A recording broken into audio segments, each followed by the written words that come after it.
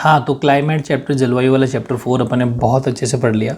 और आज अपन टॉप 50 यानी कि 50 एमसीक्यूज लाइन टू लाइन, एक एक मतलब कहते हैं ना जड़ खोद दिया बिल्कुल। इनको आपको अगर अच्छे से कर लिया तो पूरे चैप्टर का आपका रिवीजन बहुत ही शानदार तरीके से होने वाला है। लेकिन इस टेस्ट को शानदार करते ही आपको मुझे कमेंट करके ज़रूर बताना है, क्योंकि बड़ा टेस्ट है, कि 50 में से आपके कितने मार्क्स आए, ठीक है। और एग्ज़ाम से पहले 3-4 बार दे देना, फुल अच्छा रिवीजन हो जाएगा आपका। फर्स्ट है, कोपे ने अंग्रेजी के बड़े अक्षर जो एस लिखा था उसको जिसके लिए प्रयोग में लिया है वह है। Koppen has used the capital letter S for which it is.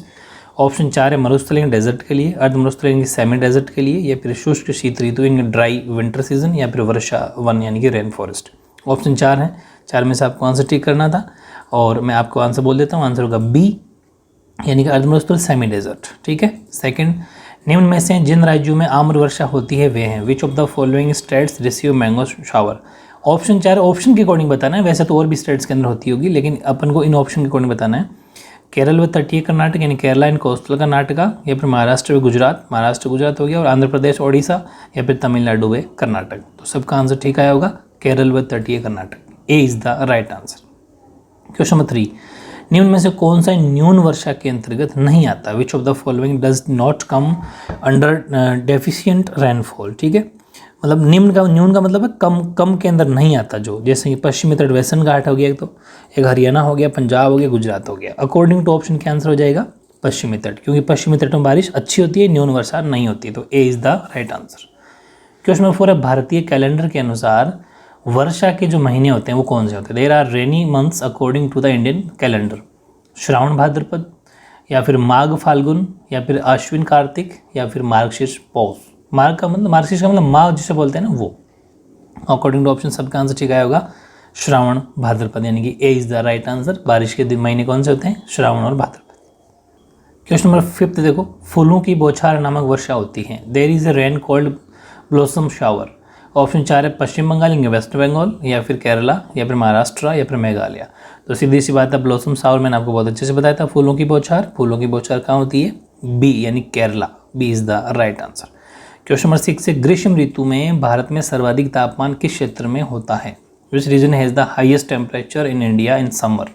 Option 4 है उत्तरी पश्चिमी भाग यानी नॉर्थ वेस्टर्न पार्ट, या फिर पूर्वी भाग इन ईस्टर्न पार्ट, या फिर उत्तरी पूर्वी भाग इन नॉर्थ ईस्टर्न पार्ट, या फिर दक्षिणी भाग इनके सदर्न पार्ट। तो बिल्कुल सही है, ग्रीष्म ऋतु के अंदर सर्वाधिक तापमान होता है उत्तरी पश्चिमी भाग में नॉर्थ वेस्टर्न पार्ट, यानी कि ए is the right answer. Question number 7 देखो, भारत में दक्षिण पश्चिम मानसून केरल तट पर कब पहुंचता है। When does the south west monsoon reach the Kerala coast in India. 1 मई, 1 जून, 15 जून, या फिर 1 जुलाई। तो बिल्कुल सही आंसर है, दक्षिण पश्चिम मानसून केरल तट पर पहुंचता है 1 जून को, यानी कि B is the right answer, B for boy.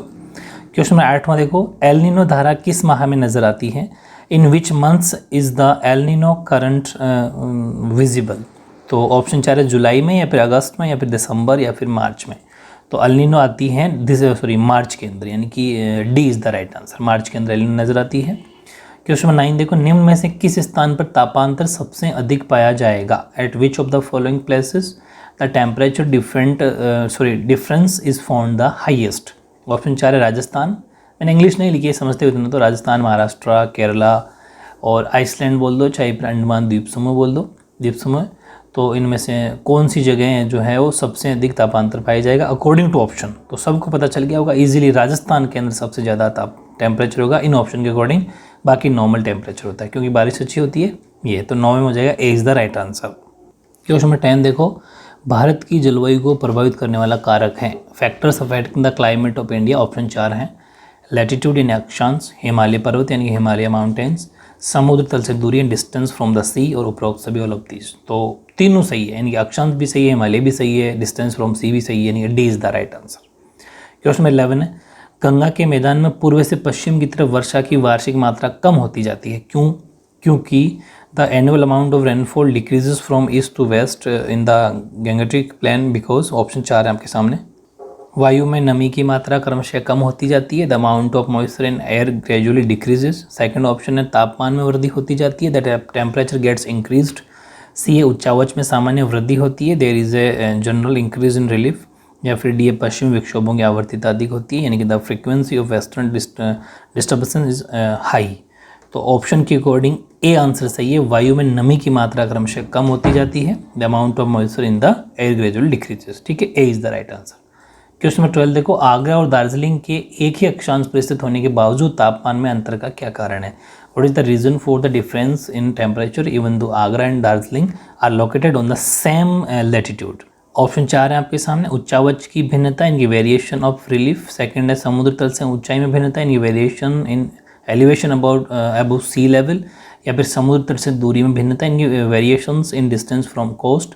या फिर डी है जल और स्थल के वितरण की भिन्नता, इनकी variation in disruption of water and land. ठीक है, तो ऑप्शन के अकॉर्डिंग अपन अगर देखें तो बी राइट आंसर होगा। समुद्र तल से ऊंचाई में भिन्नता का कारण है इसमें variation in elevation above sea level. Question number 13 देखो, भारत में सबसे कम वर्षा वाला स्थान है। Which is the place with the least rainfall in India? Option 4 Jaisalmer, Banswara, Delhi और भोपाल। बिल्कुल इजीली पता चल गया होगा, जैसलमेर सबसे कम वर्षा वाला है इन अकॉर्डिंग टू ऑप्शन। ठीक है, A is the right answer. Question number 14, Bharat में सबसे अधिक वर्षा वाला स्थान, वो तो कम पूछा था, अब ज़्यादा वाला। Which is the place which the highest rainfall in India? तो दार्जिलिंग है, सिक्किम है, कोहिमा या फिर मौसिनराम। तो सबको पता चल गया मौसिनराम सबसे अधिक वर्षा वाला स्थान है। D is the right answer. Question number 15 देखो, निम्न में से कौन से राज्य में शीतकाल में वर्षा होती है? Which is the following states receive rainfall in winter? Option 4 है महाराष्ट्र, तमिलनाडु, गुजरात, राजस्थान। सबका आंसर ठीक हुआ होगा तमिलनाडु, इनकी B is the right answer. Question number 16 देखो, भारत में औसत वार्षिक वर्षा लगभग होती है। The average annual rainfall in India approx बतानी है आपको। 130 सेंटीमीटर, 120 सेंटीमीटर, 125 या फिर 100 centimetre according to NCERT book. देखो क्योंकि लगभग अप्रॉक्स है ये और मैंने बिल्कुल करीब करीब ऑप्शन दिए, तो C is the right answer. 125 centimetre आपका C is the right answer. ठीक है, क्वेश्चन नंबर 17 देखो, भारत में परंपरागत ऋतुओं को द्विमासिक कितने ऋतुओं में बांटा गया है? The traditional seasons in India are divided into how many bimonthly seasons? 8, 7, 6, 5। सबको पता है कि परंपरागत ऋतुओं को भी 2-2 महीने की 6 ऋतुओं के अंदर बांटा गया। C is the right answer. Question number 18 देखो, दिसंबर के अंत तक यानी कि लगभग 22 दिसंबर की बात करते हैं, 22 दिसंबर, सूर्य दक्षिण गोलार्ध में किस रेखा पर चमकता है? At which line does the sun shine in the southern hemisphere by the end of December? यानी 22 दिसंबर की बात कर रहा है वो। फर्स्ट ऑप्शन है कर्क रेखा, ट्रॉपिक ऑफ कैंसर, मकर रेखा, ट्रॉपिक ऑफ कैप्रिकॉन, या फिर ए एंड बी दोनों, या फिर नन ऑफ दीज। सबको पता चल गया होगा answer. B is the right answer, मकर रेखा यानी कि ट्रॉपिक ऑफ कैप्रिकॉन। ठीक है, क्वेश्चन नंबर 19 देखो, हेमंत ऋतु भारतीय कैलेंडर के अनुसार किन महीनों में आती है? In which months does Hemant season fall according to the Indian calendar? ठीक है, ऑप्शन देखो, श्रावण भाद्रपद, माघ फाल्गुन, आश्विन कार्तिक और मार्गशीर्ष पौष। तो आंसर बिल्कुल सही है, D is the right answer, D Margashirsha और पौष। ठीक है, क्वेश्चन नंबर 20 देखो, शिशिर ऋतु भारतीय कैलेंडर के अनुसार किन महीनों में आती है? In which months does Shishir season fall according to the Indian calendar? Marg Kartik यानी कि मार्ग कार्तिका, मार्ग पौष, माघ फाल्गुन, माघ भाद्रपद। ठीक है, माघ है, ये सब में माघ लिखा हुआ है। तो अकॉर्डिंग टू ऑप्शन शिशिर पूछा तो शिशिर आती है माघ फाल्गुन में, यानी सी इज द राइट आंसर। ठीक है, क्वेश्चन 21 देखो, बसंत ऋतु भारतीय कैलेंडर के अनुसार किन महीनों में आती है? In which months does Basant season fall according to the Indian calendar? Chaitra Jyeshtha, Magh पौष, माघ फाल्गुन या फिर चैत्र वैशाख। तो बिल्कुल राइट आंसर है आपका चैत्र वैशाख, यानी कि D is the right answer 21 में। 22 देखो, ग्रीष्म ऋतु में भारतीय कैलेंडर के अनुसार किन महीनों में आती है ग्रीष्म ऋतु? यानी इन विच मंथ्स डज ग्रीष्म season fall according to the Indian calendar? तो श्रावण भाद्रपद, ज्येष्ठ आषाढ़, चैत्र वैशाख या फिर माघ फाल्गुन। बिल्कुल सही आंसर है ज्येष्ठ आषाढ़, यानी B is the right answer. Question number 23 देखो, वर्षा ऋतु भारतीय कैलेंडर के अनुसार किन महीनों में आती है? In which months does Varsha season, ध्यान रखना ये वर्षा ही लिखा हुआ है वहाँ पर भी आपके, fall according to the Indian calendar. हालांकि रेनी सीजन भी लिखा हुआ सकता है, लेकिन ये भी आ सकता है क्योंकि इंडिया के अंदर जो हमारा कैलेंडर उसमें ऐसी बातें लिखी हुई होती है, लैंग्वेज ही रखनी है। माघ फाल्गुन, मार्गशीर्ष पौष, श्रावण भाद्रपद और चैत्र वैशाख। बिल्कुल राइट आंसर आपका Shravan Bhadrapad, C is the right answer. Question number 24, शरद ऋतु भारतीय कैलेंडर के अनुसार किन महीनों में आती है? In which month does Sharad season fall according to the Indian calendar? Ashwin Kartik या फिर श्रावण भाद्रपद या फिर ज्येष्ठ आषाढ़। ऑप्शन आपको 3 ही मिलेंगे, ए इज द राइट आंसर, आश्विन कार्तिक। ठीक है, 25 अब बात करते हैं, ये तो भारतीय कैलेंडर के अनुसार पढ़ रहे थे अपन यानी इंडियन कैलेंडर। अब हम पढ़ रहे हैं ग्रेगोरियन कैलेंडर। तो ग्रेगोरियन कैलेंडर के अनुसार बसंत ऋतु, according to Gregorian calendar Vasant season कब आती है? जनवरी फरवरी, मार्च अप्रैल, मई जून या फिर जुलाई अगस्त। बिल्कुल सही आंसर है आपका मार्च अप्रैल, यानी कि B is the right answer. अब ये क्वेश्चन हर बार पूछूंगा मैं आपसे, फिर पूछ रहा हूँ। ग्रेगोरियन कैलेंडर के अनुसार ग्रीष्म ऋतु, अकॉर्डिंग टू ग्रेगोरियन कैलेंडर ग्रीष्म सीजन। ऑप्शन आपको वापस मिलेंगे जनवरी फरवरी, मार्च अप्रैल, मई जून और जुलाई अगस्त। बिल्कुल सही आंसर है आपका मई जून, C is the right answer. Question number 27, Gregorian calendar के अनुसार वर्षा ऋतु, according to Gregorian calendar Varsha season. वर्षा सीजन की बात अगर अपन करें तो वापस ऑप्शन वही जनवरी फरवरी, मार्च अप्रैल, मई जून या जुलाई अगस्त। बिल्कुल सही है। वर्षा की बात करें तो जुलाई अगस्त में ग्रेगोरियन के अकॉर्डिंग, ठीक है, तो D is the right answer. Question number 28 देखो, ग्रेगोरियन कैलेंडर के अनुसार शरद ऋतु, according to Gregorian calendar Sharad season. Option 4 है आपके सामने, नवंबर दिसंबर, जुलाई अगस्त, सितंबर अक्टूबर और मार्च अप्रैल। बिल्कुल सही आंसर आपका। अपन कुछ बात करें शरद की तो आता है सितंबर अक्टूबर में, in September October, C is the right answer. Question number 29 देखो, ग्रेगोरियन कैलेंडर के अनुसार हेमंत ऋतु, according to Gregorian calendar Hemant season. Option आपके सामने 4 है, नवंबर दिसंबर, जुलाई अगस्त, सितंबर अक्टूबर, मार्च अप्रैल। आंसर आपका होगा A is the right answer, नवंबर दिसंबर के अंदर हेमंत ऋतु आती है। फिर अगला क्वेश्चन है, ग्रेगोरियन कैलेंडर के अनुसार शिशिर ऋतु, according to Gregorian calendar Shishir season. Option 4 है आपके सामने, जनवरी फरवरी, मार्च अप्रैल, मई जून और जुलाई अगस्त, ठीक है। उन ऑप्शन की अकॉर्डिंग आपका हो जाएगा जनवरी फरवरी, क्योंकि अपन बात करें शिशिर ऋतु की, ठीक है। तो आंसर हो जाएगा ए is the right answer question number 30 के अंदर, ठीक है। अब हम बात करते हैं क्वेश्चन 31 की, जाड़े के आरंभ में तमिलनाडु के तटीय प्रदेशों में वर्षा किस कारण होती है। What causes rainfall in the coastal areas of Tamil Nadu in beginning of winters. Option 4 है, दक्षिण पश्चिम मानसून यानी साउथ वेस्ट मानसून, उत्तरी पूर्वी मानसून, नॉर्थ ईस्टर्न मानसून या फिर शीतोष्ण कटिबंधीय चक्रवात इन टेम्परेट साइक्लोन्स या फिर स्थानीय वायु परिसंचरण लोकल एयर सर्कुलेशन। ऑप्शन के according B is the right answer, उत्तरी पूर्वी मानसून यानी नॉर्थ ईस्टर्न मानसून, ठीक है। 32 देखो, भारत के कितने भूभाग पर 75 सेंटीमीटर से कम औसत वार्षिक वर्षा होती है।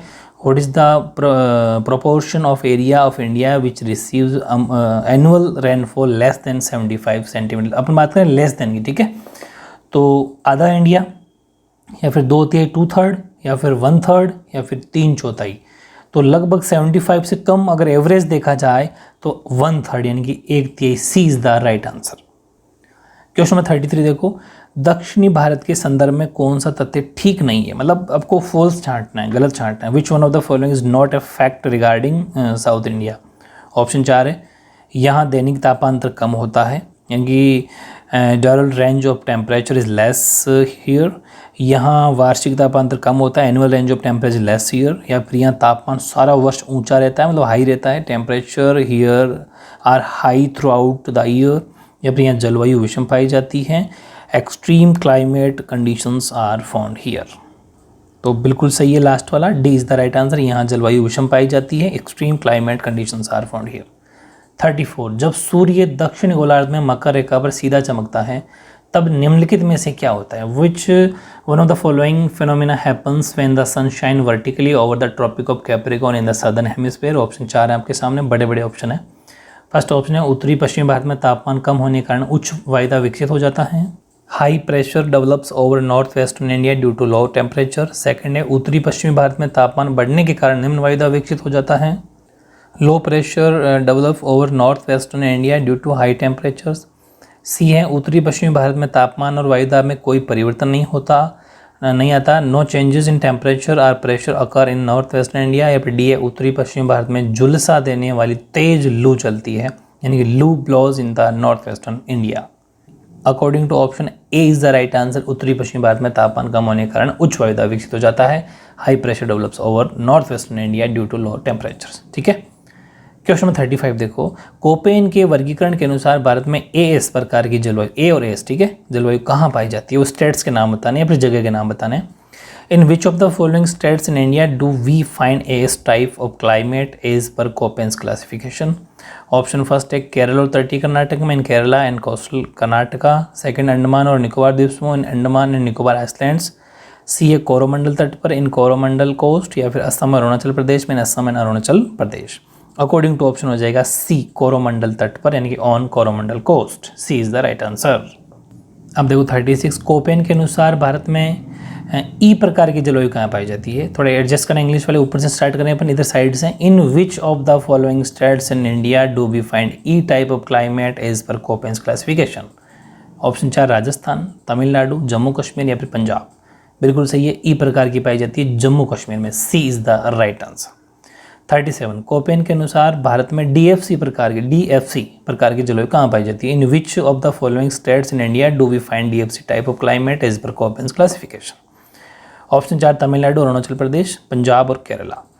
तो बिल्कुल सही आंसर है आपका Arunachal Pradesh, B is the right answer. Question 38 Koppen के वर्गीकरण के अनुसार भारत में BSHW प्रकार की जलवायु कहाँ पाई जाती है।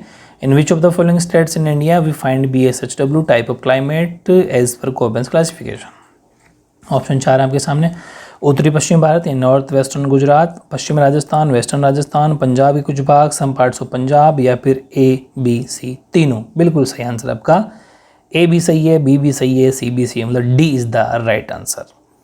क्वेश्चन नंबर 39 कोपेन के अनुसार या फिर कोपेन के वर्गीकरण के अनुसार भारत में AMW प्रकार की जलवायु कहाँ पाई जाती है। In which of the following states in India do we find AMW type of climate as per Koppen's classification. Option 4 है गोवा, जैसलमेर, पंजाब, उत्तराखंड। ठीक है, तो बात करें अपन AMW की, तो AMW पाई जाता है गोवा के अंदर, यानी कि A is the right answer. Question number 40 Koppen के वर्गीकरण के अनुसार भारत में CWG प्रकार की जलवायु कहाँ पाई जाती है। In which of the following states in India do we find CWG type of climate as per Koppen's classification. Option 4 है गंगा का मैदान, गंगा प्लेन, पूर्वी राजस्थान, ईस्टर्न राजस्थान, या फिर उत्तरी मध्य प्रदेश यानी कि नॉर्दर्न मध्य प्रदेश, या फिर ऑल ऑफ दिस, ये सभी। बिल्कुल सही है, CWG गंगा के मैदान में मिलती है, पूर्वी एंड ईस्टर्न राजस्थान में मिलती है, उत्तरी मध्य प्रदेश में भी मिलती है, तो D is the right answer. Question number 41 Koppen के वर्गीकरण के अनुसार भारत में W का प्रयोग किसके लिए किया जाता है।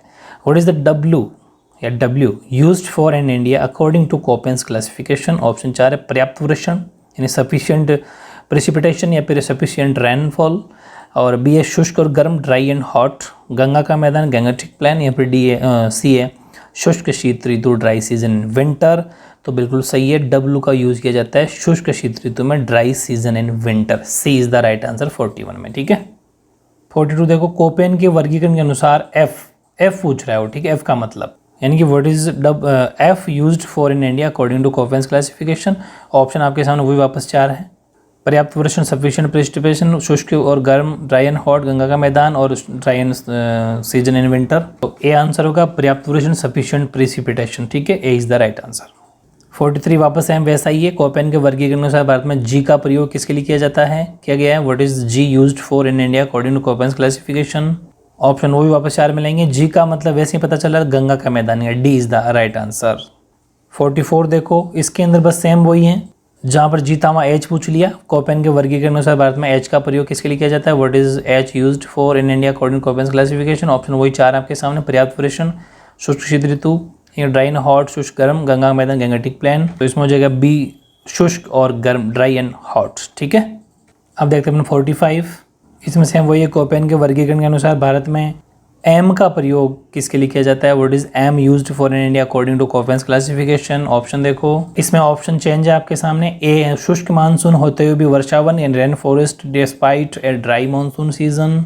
बी आपका वही है शुष्क और गर्म, ड्राई एंड हॉट। सी है शुष्क शीत ऋतु, ड्राई सीजन इन विंटर, और डी है गंगा का मैदान, गंगेटिक प्लेन। तो सब पता चल गया होगा, ए इज द राइट आंसर। ठीक है, क्वेश्चन नंबर 46 देखो मानसून के निवर्तन की ऋतु में आकाश स्वच्छ हो जाता है और तापमान बढ़ने लगता है, जमीन में अभी भी नमी होती है, उच्च तापमान और आर्द्रता की दशाओं से मौसम कष्टकारी हो जाता है, इसे क्या कहा जाता है। ये एक डेफिनेशन है, मैंने आपको डेफिनेशन याद करवाने के लिए दिया है ये। ठीक है, the returning southern monsoon season is marked by clear skies and rise in temperature. The land is still moist, owing to conditions of high temperature and humidity. The weather becomes rather oppressive. This is known as, तो नवंबर heat के नाम से जानी जाती है कि नवंबर उष्मा, या फिर अक्टूबर हीट कार्तिक मास की उष्मा, या फिर सितंबर हीट या सितंबर मास की उष्मा, या फिर नन ऑफ दीज। ठीक है, तो बिल्कुल सही है, October heat, B is the right answer, Kartik मास की उष्मा के नाम जानी जाती है। बहुत इंपॉर्टेंट है क्वेश्चन, आपको डेफिनेशन याद हो जाएगी साथ में।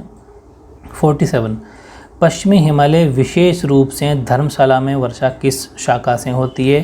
From which branch does the western Himalayas specially in Dharamshala receive rainfall. Option 4 है बंगाल की खाड़ी की शाखा यानी कि the Bay of Bengal branch, अरब सागर की शाखा यानी कि द अरबियन सी ब्रांच, या फिर दोनों सही यानी कि ए एंड बी दोनों सही, या फिर नन ऑफ दिस इनमें से कोई नहीं। तो सीधी सी बात है, आंसर हो जाएगा बी बिल्कुल सही है, अरब सागर की शाखा द अरबियन सी ब्रांच 47 में। अब देखो 48, फरवरी के आसपास कहाँ की ठंडी पवनें उत्तरी भारत में शीतलहर ला देती है। The cold winds around February bring cold wave in northern India. Option 4 है कैस्पियन सागर, तुर्कमेनिस्तान, और ए एंड बी दोनों सही या फिर इनमें से कोई नहीं। तो बिल्कुल सही है, फरवरी के आसपास की जो है वो ला देती है, कैस्पियन सागर भी सही है और तुर्कमेनिस्तान भी सही है, यानी C is the right answer. Question number 49, Mumbai व कोलकाता तक मानसून कब पहुंचता है। When does the monsoon reach Mumbai and Kolkata. Option 4 हैं 15 और 20 जून के बीच, बिटवीन 15-20 जून, 20 और 25 जून के बीच, बिटवीन 20-25 जून, 10 और 13 जून के बीच, बिटवीन 10 एंड 13 जून, 12 और 15 जुलाई के बीच, बिटवीन 12 एंड 15 जुलाई। ठीक है, तो सी इज़ द राइट आंसर हो जाएगा आपका 10 और 13 जून के बीच, बिटवीन 10 एंड 13 जून। अब देखो लास्ट 50वां क्वेश्चन 50, एल निनो का शाब्दिक अर्थ है। The world El Nino means child यानी बच्चा, चाइल्ड क्रश यानी कि चाइल्ड क्रिस्ट का मतलब बालक ईसा, या फिर चिल्ड्रन यानी कि बच्चे, या फिर नन ऑफ द जिनमें से कोई नहीं। सबका आंसर ठीक हुआ होगा, चाइल्ड क्रिस्ट यानी कि बालक ईसा। ठीक है, B is the right answer. ये था आपके टॉप लेवल के 50 क्वेश्चन, एक से बड़े क्वेश्चन है।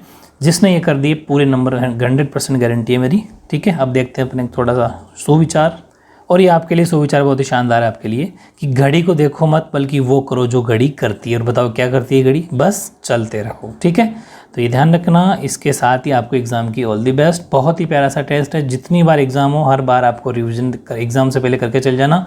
इतना बड़ा चैप्टर बहुत शानदार तरीके से आपका तैयार हो जाएगा। ठीक है, ओके।